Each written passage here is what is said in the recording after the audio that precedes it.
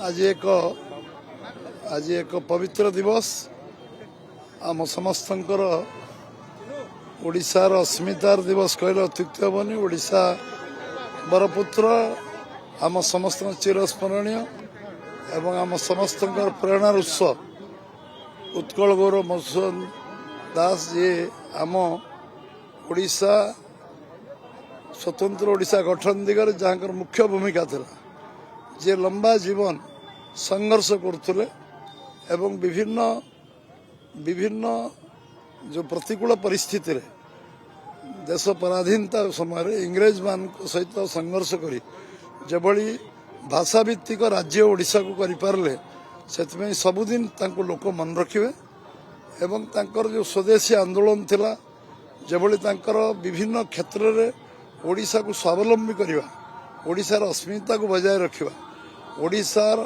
जनमानस को सारा विश्व रे परिचित करवा,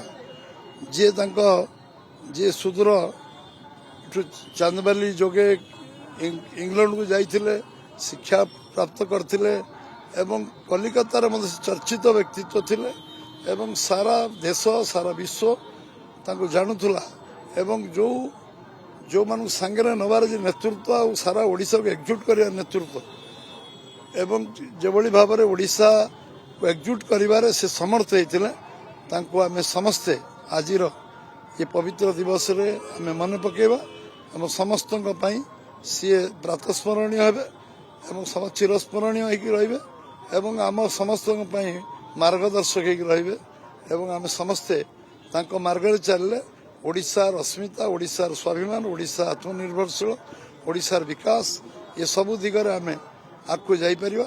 निश्चित भाव में आज दिन में स्मरण करुच्ची।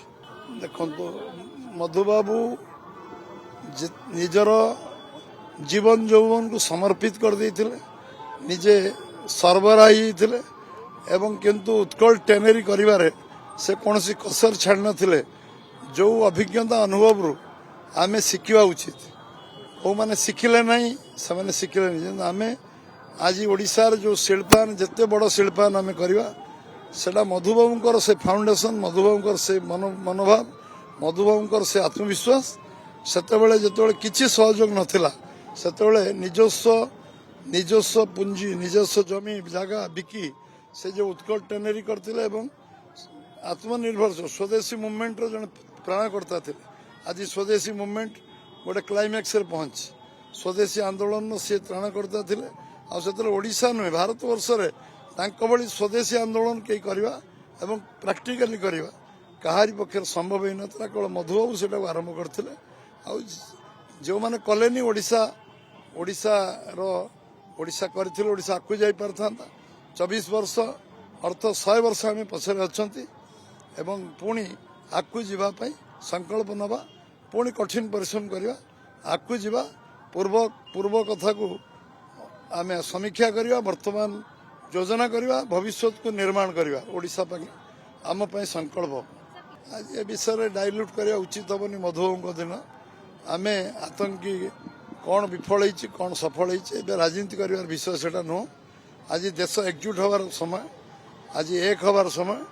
जेतबेले बांग्लादेश युद्ध होता, जेतबेले पाकिस्तान युद्ध होता, सेतबेले भारतीय जनसंघर नेता दीनदयाल उपाध्याय हूँ, श्यामप्रसाद मुखर्जी हूँ, अटल बिहारी वाजपेयी 71 मसीह समस्ते देश एक नेता एक आमे समस्ते एक है लड़िबा।